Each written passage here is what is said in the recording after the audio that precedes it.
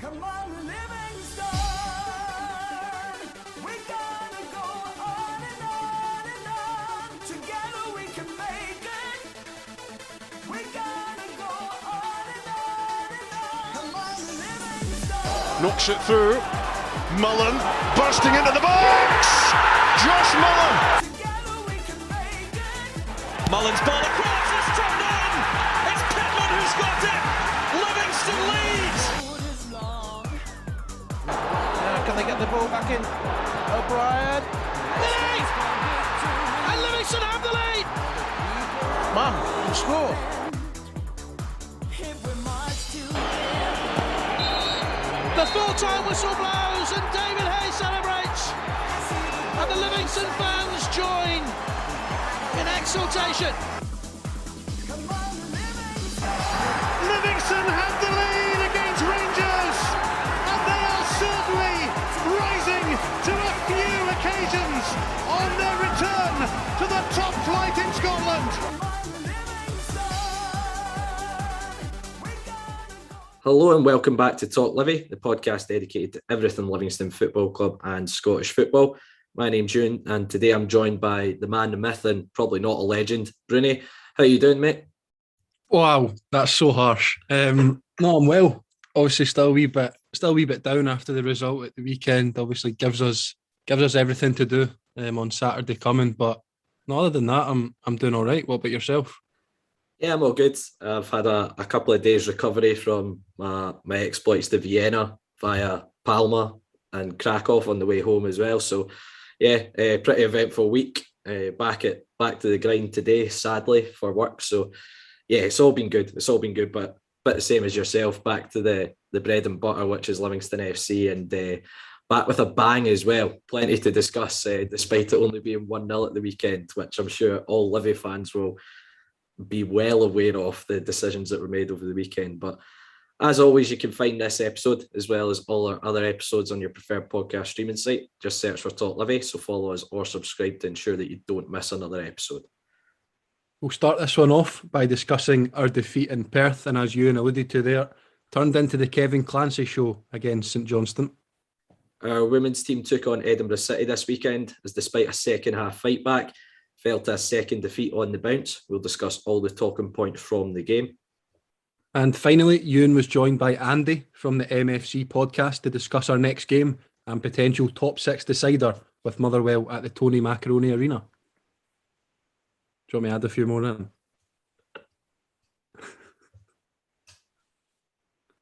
So, aye, Dylan Ingalls.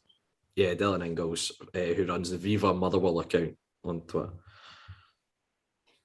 And finally, Euan was joined by Dylan Ingalls, who runs the Viva Motherwell account on Twitter.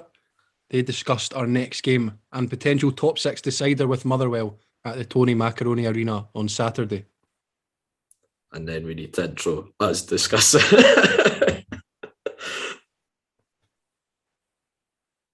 And last but not least, we discuss our potential top six decider with Motherwell at the Tony Macaroni Arena on Saturday.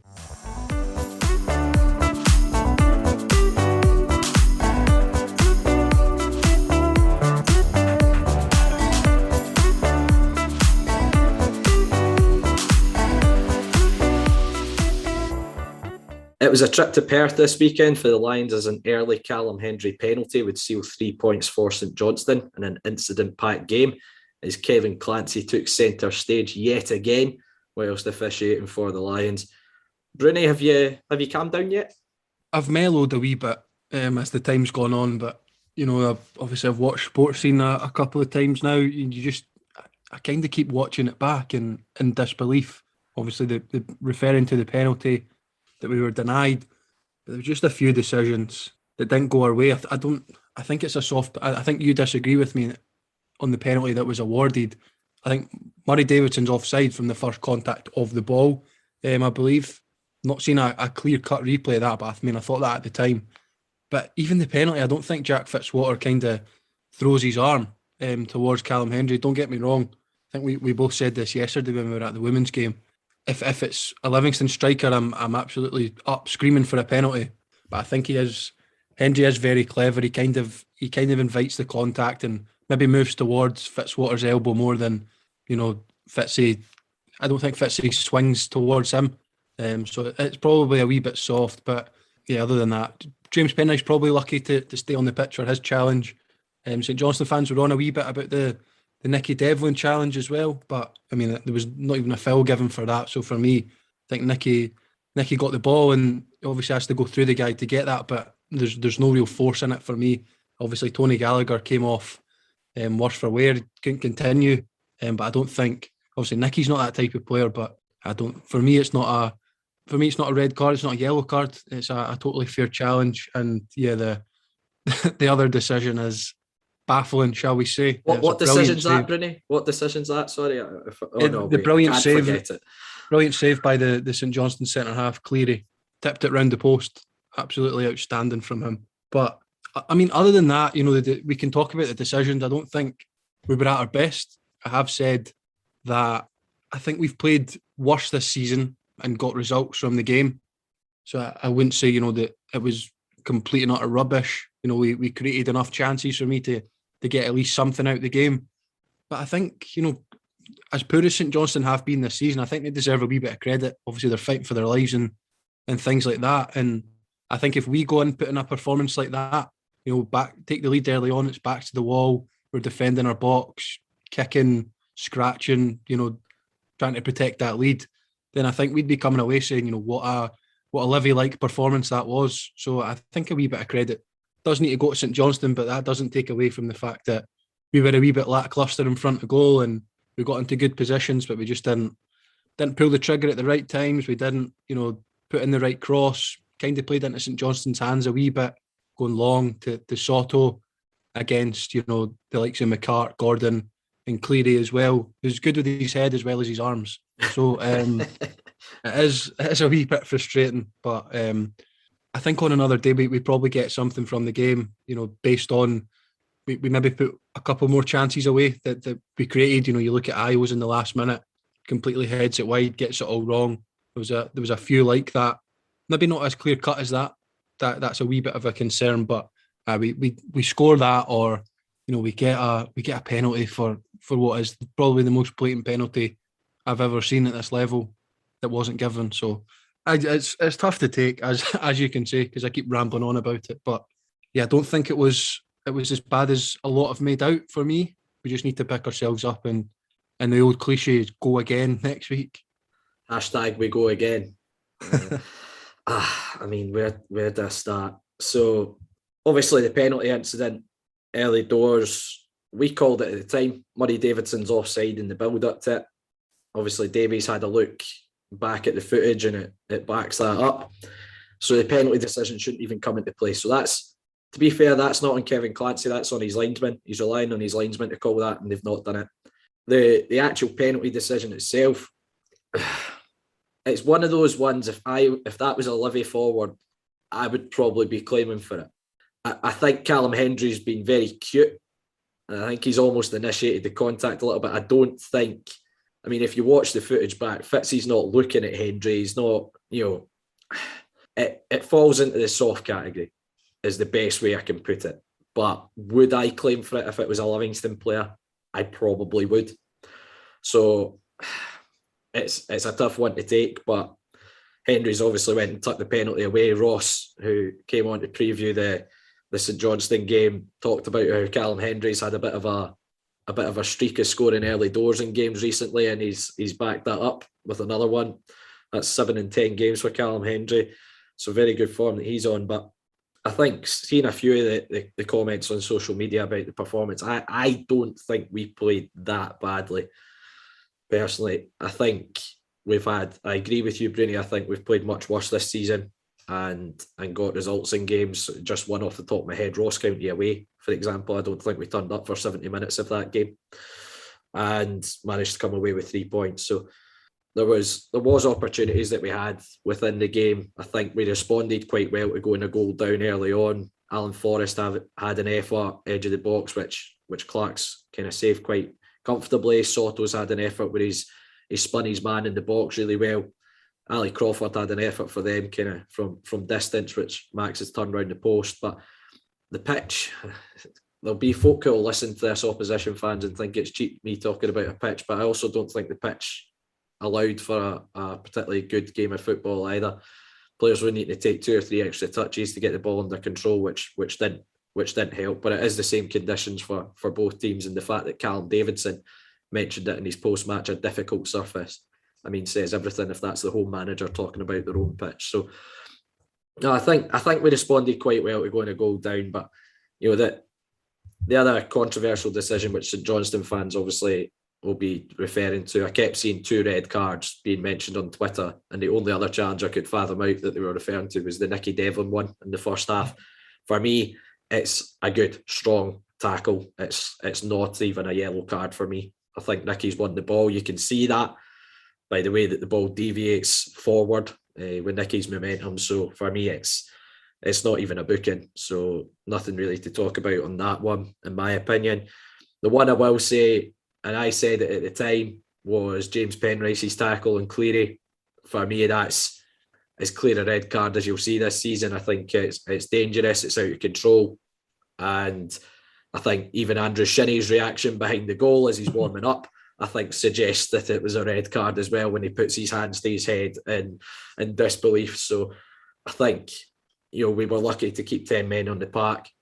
But the decision that's utterly baffling is the handball from Cleary. I mean, where to start? He's essentially done a Superman jump on the edge of the box and handled the ball, regardless if the ball falls to Odin Bailey or not. That is as clear a penalty for handball as you're likely to see this season. The fact that the St Johnstone players have said after the game, you know, the fact there's staff at the ground, which you were telling me yesterday, are going, how's that not a penalty? You know, it's Alan Preston said it was a penalty. Of all people, Kenny Miller said it was a penalty. Folk who have a dislike for our football club are even saying it was a penalty. So I can't believe that it's not been given. I watched Sports Scene just before we started recording again. I'm like you, I'm trying to get over it, and then I see it again, and I actually laugh that it's not been given. It's that bad. It's that bad that it's funny, almost to an extent. But I can absolutely understand Davy's frustration that that's not been given, and that could cost the club hundreds of thousands of pounds come the end of the season. A decision like that. If we miss out in the top 6 by a point, and we've not been given that penalty decision, granted we've probably dropped points elsewhere in the end of the season, but that's going to be a big one that's going to come back. And it's the second game in a row that we've had Kevin Clancy, and there has just been, I mean, both sets of fans will probably feel a sense of injustice in a way coming away from the game because of some of his decisions. I mean, I actually shouted at the Penrice tackle, you've even managed to get that wrong. Like, it was that bad. It's how he's refereeing top flight football is completely beyond me. Completely beyond me. But I mean, we still had opportunities in the game. I think Isles had one before the penalty decision, which, you know, Xander Clark's made a fairly comfortable save from. In the aftermath of that penalty decision, Odin's had an effort I think he needs to do a bit better with. But the glaring opportunity for me was Isles' chance right at the death, you know, to save a point, and he's put it wide. It's actually an unbelievable cross by Sean Kelly, to be fair, and Isles put that wide, and it's frustrating because, as I say, I think we've played a lot worse this season and got results, but that decision is going to be difficult to get past. But this is where you look at where VAR comes into play. VAR would have overturned 2 of those decisions in a heartbeat, in my opinion. The penalty decision that was given, that would probably be one of these 50-50 calls. Is it a clear and obvious error type thing? But the other 2 are getting overturned if VAR's in play. And I believe Kevin Clancy was part of the trial for VAR at Oriam with Hearts youth teams. And apparently it came up on Twitter and he was getting dog's abuse about the penalty decision because again on that, and he was refereeing a Hearts youth game. So I mean, it says how bad the decision was. It's perplexing. And, you know, Davey said it, the Seagulls saw it. I thought Davey was going to go into an Eric Cantona style chat with sardines and trawlers at one point when he brought up the Seagulls seeing it. But it's I think you can tell by my complete and utter dismay that it's an utterly baffling decision. But to talk about other elements of the game, it was a first start for Sebastian Soto up front, playing as the number 9 with Bruce Anderson missing. What was your thoughts on his performance? I think it was a tough shift for him, to be honest. He was all right. We've only seen him in kind of fits and starts off the bench, 20-minute cameos here and there. I think he had a few nice touches and things. You know, he isn't Bruce Anderson, I'll be honest with that. I think one chance in the first half, which I think he does very well for, actually. He makes room. Maybe he should be cutting it back. I don't know. I think he's caught in two minds whether to try and cut it back or try and force a save from Xander Clark, which will then, you know, fall out to an incoming attacker. But you know, I don't think it was a terrible performance. He's obviously going to need to work a wee bit harder. But, you know, he was up against a good back line for me, which again, I don't understand I think a couple of fans I was saying that I was speaking to, you know, were kind of saying we should be going to St Johnstone. Look how bad they've been this season. But they've still got, you know, that's two of the three last season that won the cup. Well, won both cups, sorry. McCart and Gordon. Gordon was missing for a fair chunk of this season, I believe, as well. And you look at, you know, we went there earlier in the season and won 3-0. I don't think Gordon was playing. They didn't have Cleary because they signed Cleary in January, I believe. So, you know, they were playing Effie Ambrose at the back. He was probably our man in the match that day. So, you know, they've come on and improved. They're fighting for their lives. But on Soto, I don't think he was poor, but I don't think he was great either. I'm gonna sit on the fence with that a wee bit. But you know, he didn't do enough to make me think, oh, I definitely don't want him to start next week. But he didn't do enough for me to go, he has to be in the team. I think, though, in terms of the forward line, Forrest a wee bit quiet, more quiet than usual. But I think you can't really drop him for Motherwell. You know, he's always got something in him that that he can pop up with a goal and assist. But I think it was Joe Newbley's best performance for Livi.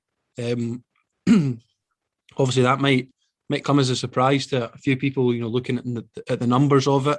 Obviously, he's yet to score, but he had those 2 assists at Hibs. You know, well, technically 3 because he won the free kick, which led to the goal.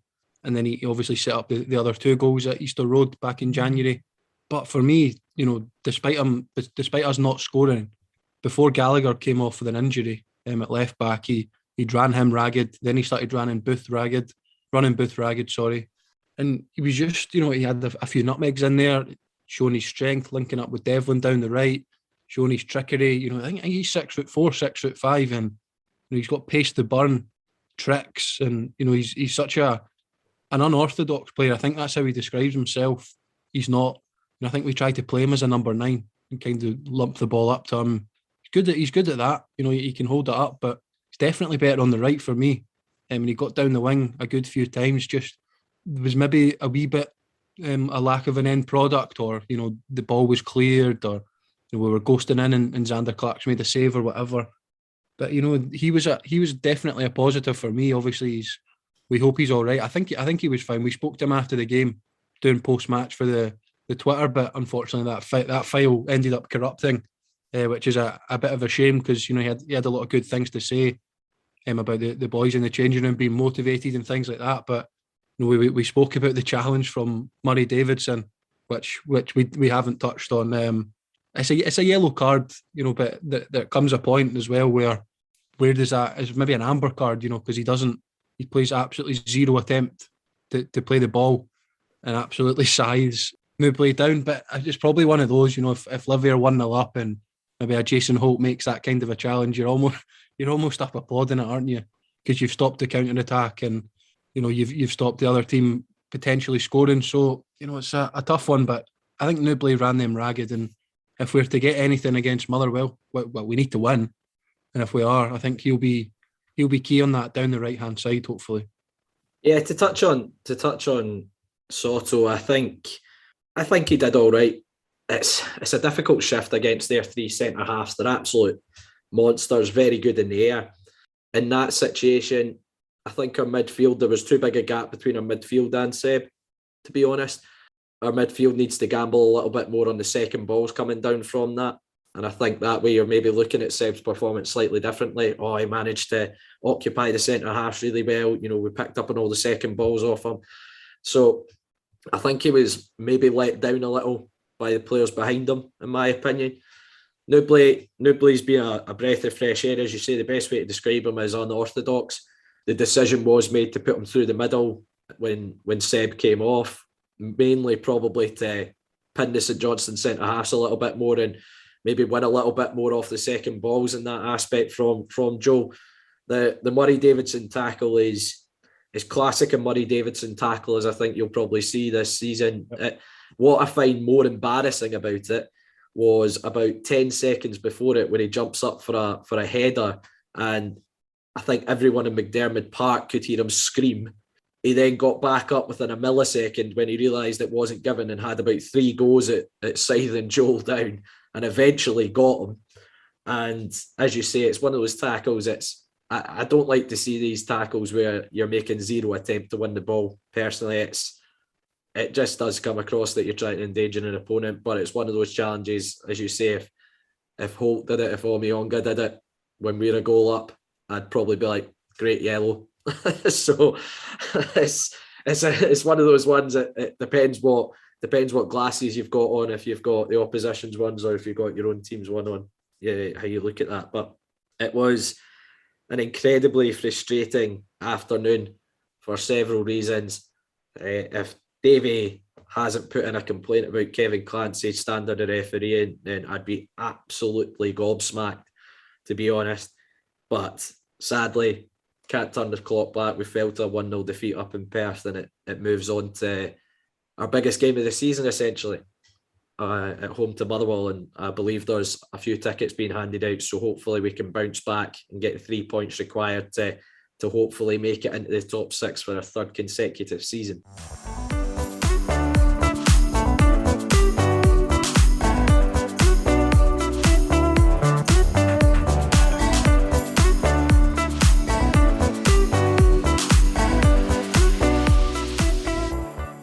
After a 5-3 defeat to Gartcairn last weekend, the Lionesses were on the road again, making the short trip to Broxburn as they took on Edinburgh City.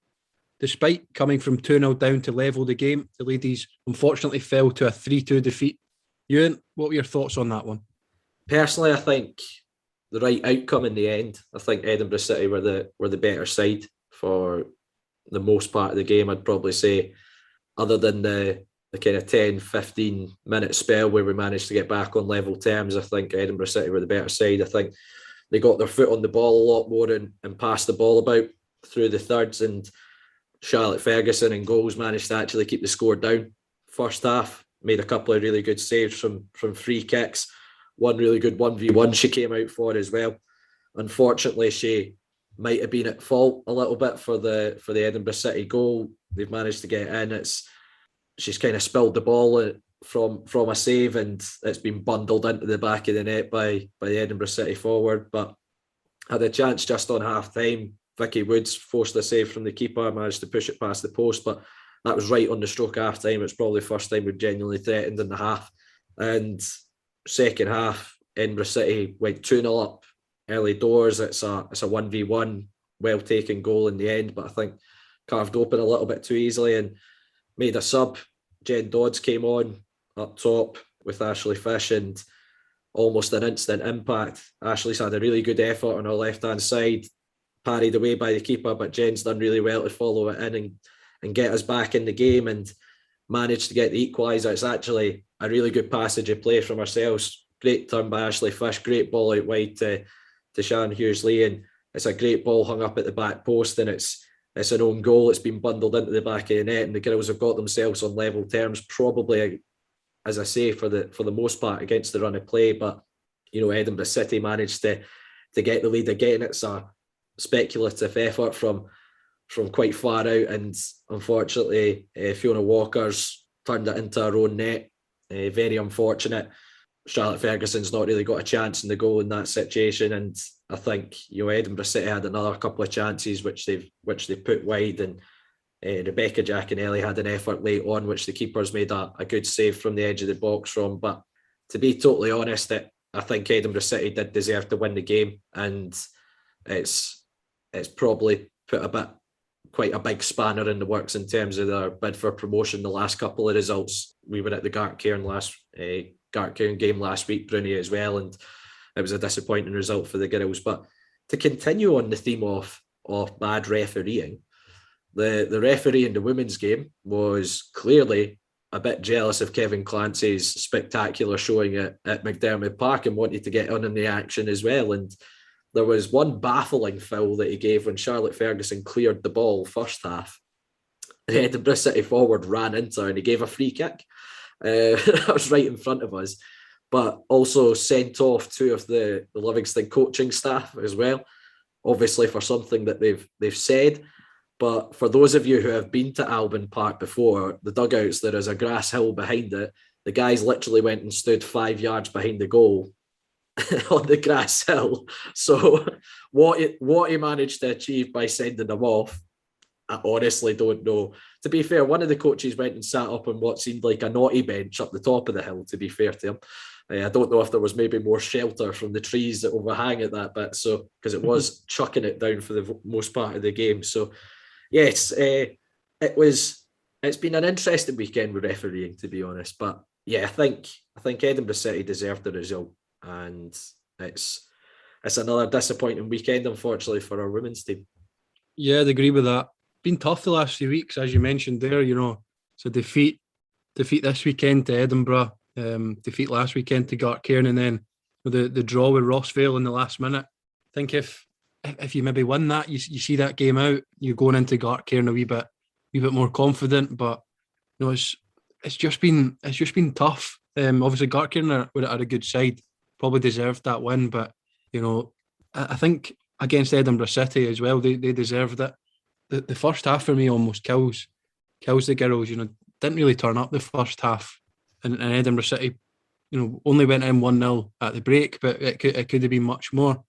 As you said, it came from 2-0 down. Jen Dodds, for me, kind of changes the game. She gets that goal, and she's involved in the link-up play for the second as well. So that kind of gives them a wee fight back, and they're on level terms, but it kind of dies down a wee bit. Edinburgh City get the foothold again, and probably deservedly go on to win the game. It's just a wee bit frustrating, as you say. It's now a point from the last 9 available, so it's kind of a wee bit of a dampener on what looked like it was going to be a successful first season for the girls. And as you say, the referees just I'm not going to say totally impacted the game. That I don't think any real decision. It's just the decision that was right in front of us with the goalkeeper on the Edinburgh City. It was forward. Comical, wasn't it? But I think everyone in that shelter was absolutely perplexed that he'd managed to fathom out a free kick from that scenario. And obviously the 2 red cards, as you mentioned, just totally pointless. Defies logic. He's showed 2 red cards for the guys to move 5 yards and stand on a hill. Don't get it. If you're going to show that, tell them to go to the changing room and actually do something about it if it's bothering the ref that much. But as I say, I don't think it affects the result. I think unlike our the men's game on Saturday, Kevin Clancy doesn't give a stonewall penalty. There was nothing like that, but it was just a wee bit of ref wanting to take centre stage, I think. But it's frustrating, as I say, and the girls will need to bounce back. Hopefully they can do that though. Yeah, well, the result means that the girls dropped down to 5th in the league. They're now 9 points off top spot. Gartcairn are top of the league and 7 points behind Rossvale, having played the same amount of games now. So it's going to be a pretty tough ask. At just checking the fixtures just now. Next game would be next weekend against Renfrew, so away from home once again. So they've had a tough run of games away from home after these split fixtures, which I don't think's probably helped. But a couple of games to go in the season, I think that's the promotion chance is now gone as a result of the weekend. But but hopefully the girls can regroup and have a positive end to the season with a couple of good results in their last couple of fixtures.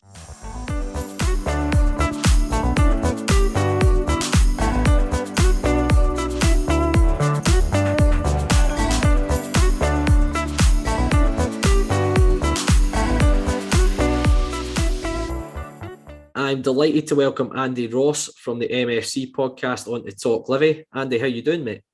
I'm good, mate. Thanks very much for having us.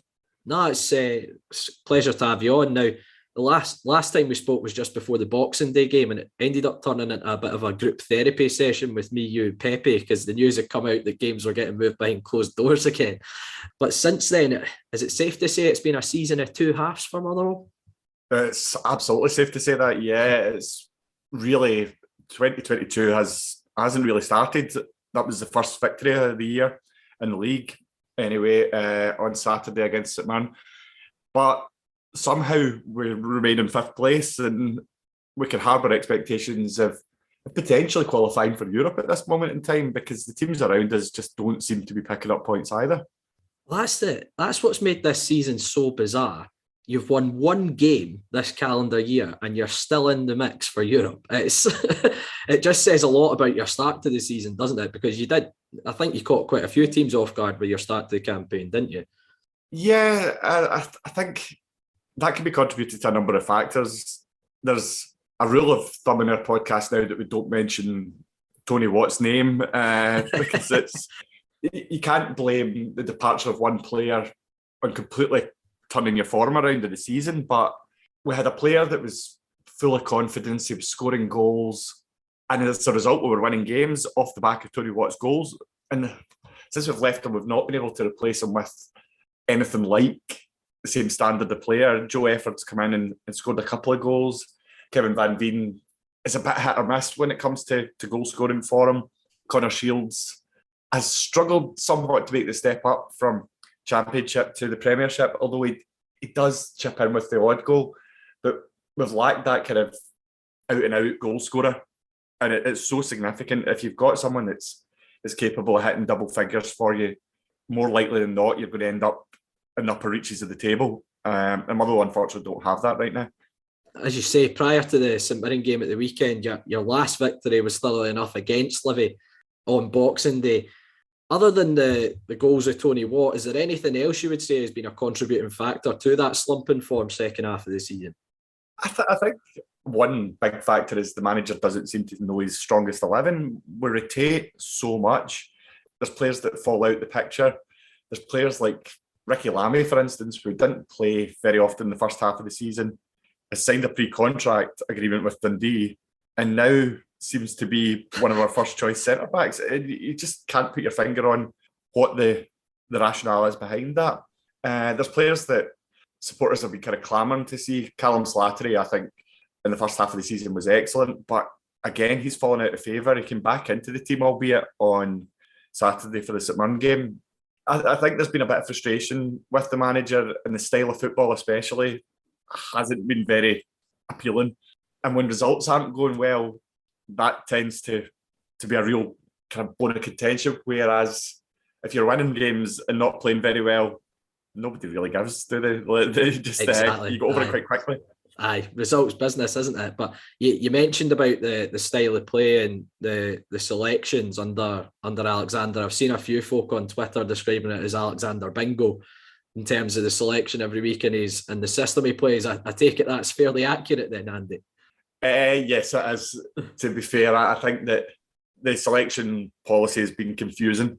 At times, you wait for Motherwell to put up the fancy graphic at 1:45 on a Saturday, and really you brace yourself for anything, because there's so many possibilities that you can come up with, and not many of them are to our liking just now.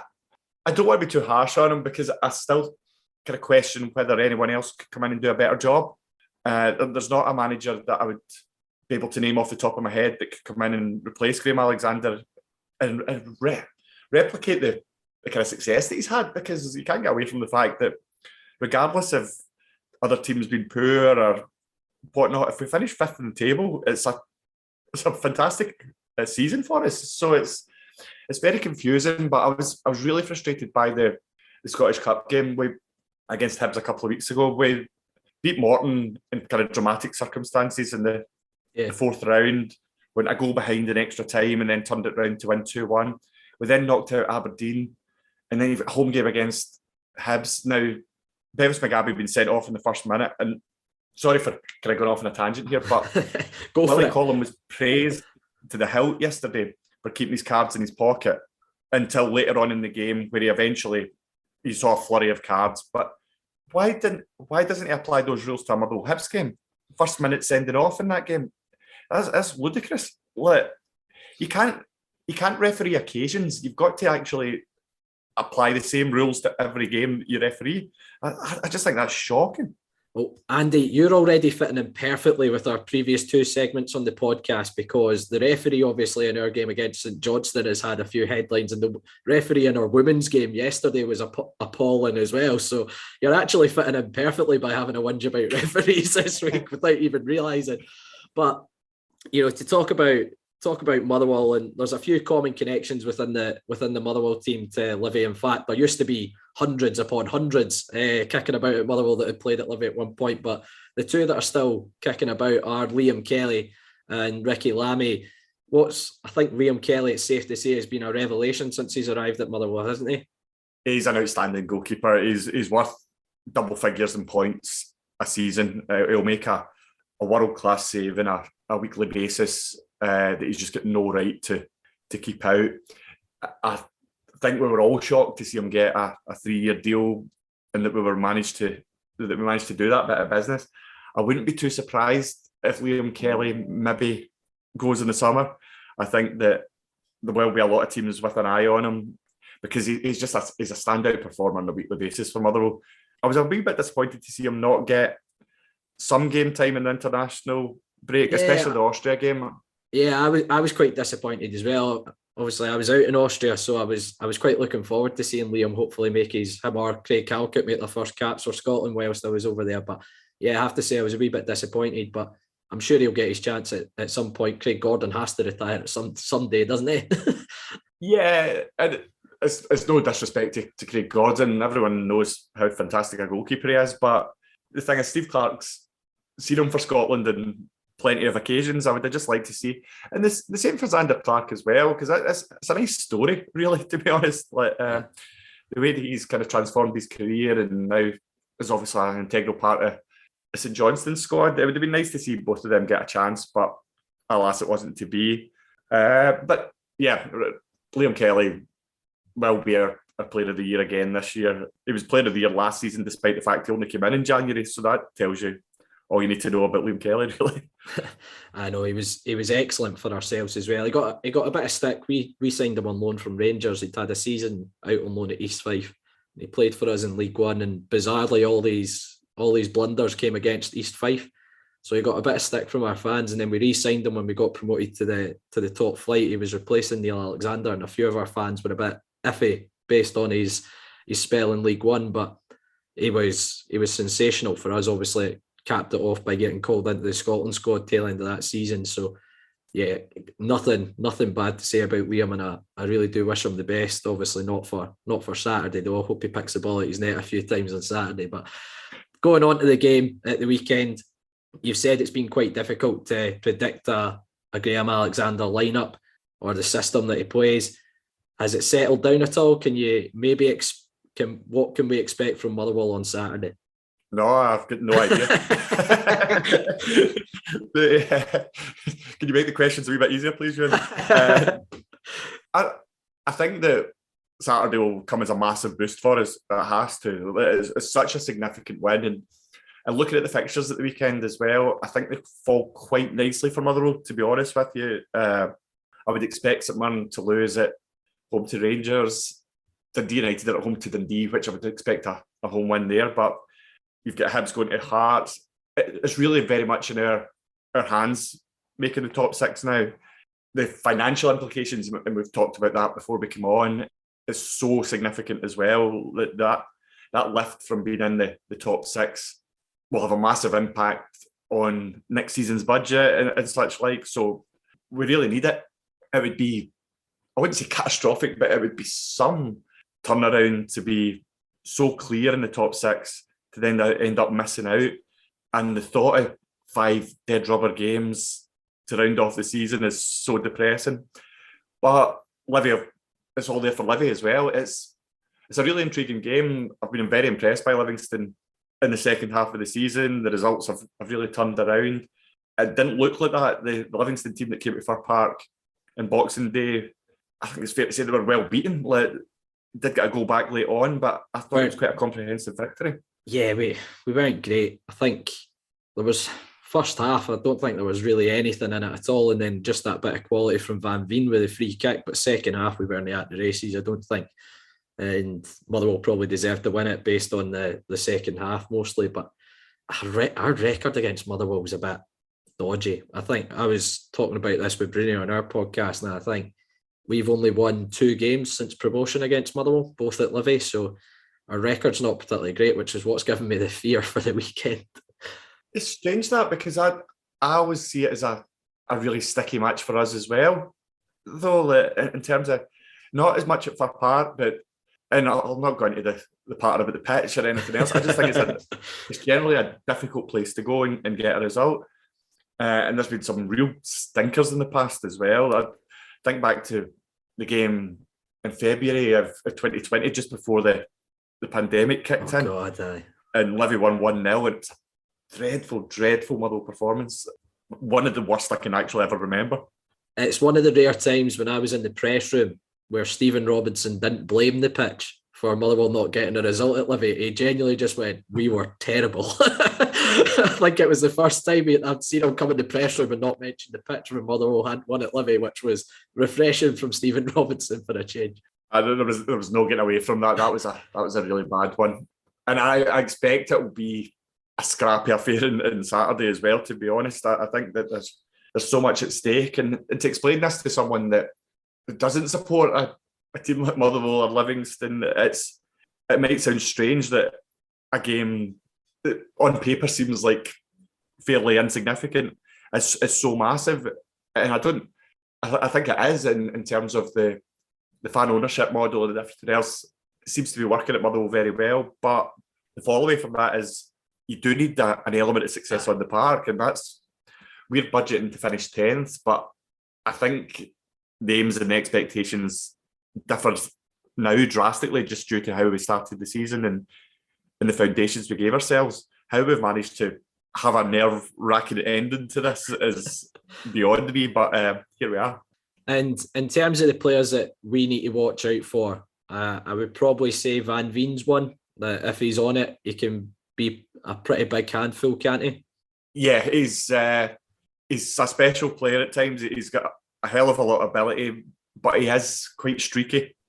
I've said this a few times. I noticed an interview with Derek McInnes when he was out of a job. He was on Sky Sports, and he was saying that he looked at Van Veen for Aberdeen, and he would go to a game and he would be absolutely unplayable, and then the next week he would be utter dog shit, and he just there was just no balance between them, and that's kind of what he's like. But you saw Motherwell's 4th goal in Saturday. It was just brilliant. A nutmeg and then a burst of pace. He cuts the ball back and it's tucked away by Connor Shields. He's got that in his locker. Other than that, I would say Dean Cornelius has come into the squad, a product of the youth system. Yeah. You always kind of take to your own more, don't you? And he was someone, there's footage of the Aberdeen Scottish Cup semi-final from 2018, and he's in the stand going absolutely bonkers, and it's just he's come through, and now he's scoring goals for the first team. His energy, his application is brilliant. He seems to have a great attitude. Callum Slattery, I would very much hope that he remains in the starting setup, but Alexander Bingo knows no limits, so you never ever know. And then that's after that, it's so inconsistent in terms of we get performances out a number of players on rare occasions, then they'll drop out, or there's this crazy rotation. So it's very hard to know what to expect. So I'm not telling you very much here. So David Martindale's listening, I've got no chance. It is so unpredictable just now. If I had to push you for a prediction on the game, then am I making these questions any easier for you, Andy? If I had to push you for a prediction on the game, what would you go for? I know what I want, Euan, but I don't know what I'll get. I reckon it's got a draw written all over it, to be honest with you. I think that would be enough for us as well. I've not sat and worked out all the permutations, so apologies for my lack of research. But our permutations work out as if we win and either Hibs or Ross County fail to win, that gets us in the top 6. So we're essentially relying on ourselves and one other result elsewhere, I think, is our I think the easiest permutations that we've got is that. Yeah, I've kind of got the league table in front of me, and I'm struggling to kind of work it out. I think that Dundee United for me are pretty much a stick on against a poor Dundee side. Aberdeen could still get in the mix as well. It's an absolute bonkers league this year. It really is. And any given Saturday, you're looking at results and everything seems to fall for you, despite the fact it's not falling for your team. Yeah, I've lost count of the amount of times that even I wasn't at the Motherwell game on Saturday because I was away. But you're looking at it at half time, and it was Aberdeen were ahead. Hibs Dundee United game was at a knife edge. St Johnstone had a lead against Livi, but you're thinking that could still go either way. But by full time, everything kind of went as much for us as it possibly could have. Really, Aberdeen must be kicking themselves because that was a great opportunity for them to move back into the top 6. It's the most bonkers league I can remember, in that, going into the split, I think the only team you can realistically say has nothing to play for right now is Hearts, because they're pretty much have third wrapped up already. But even then, their last game before the split's the derby. So, that gives its own incentive in itself. So it's been an absolute bonkers season this year. And I'm all for it. All for a bit of cinch bonkersness. But no, Andy, thank you so much for coming on the podcast. It's really appreciated. Best of luck to Motherwell for the rest of the season. Obviously, goes without saying, except for Saturday in our case. But thank you so much for coming on and chatting about Motherwell with me. No, it was a pleasure, mate, and we'll return the favour and have you back on the podcast soon. But thanks again for having us.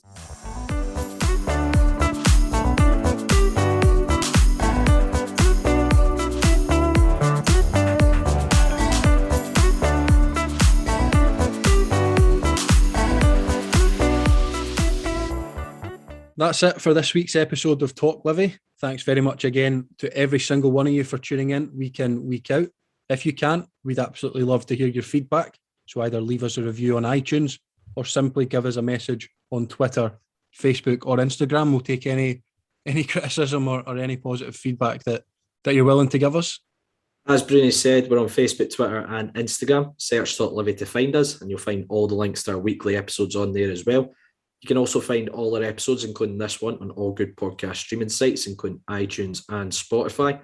We're also on YouTube, so don't forget to subscribe to the channel. And if none of those options suit you, all you have to do is head to our website, talklivipodcast.libsyn.com, where you'll find every single episode that we've done over the last few years. That's it from us for this week, though. Thanks again to all the listeners for tuning in. And let's hope it's another great week following the Lothians' finest football team. And let's get behind the boys in a season-defining match on Saturday.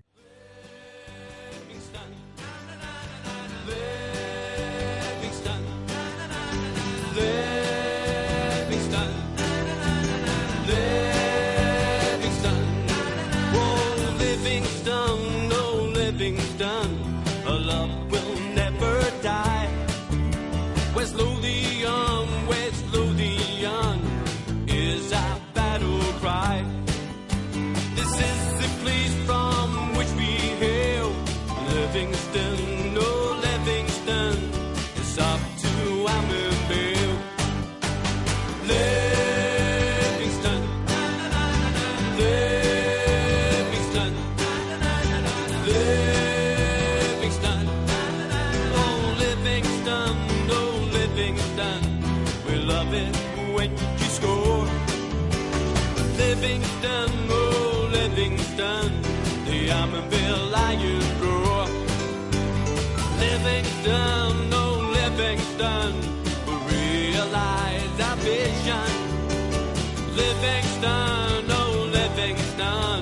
to the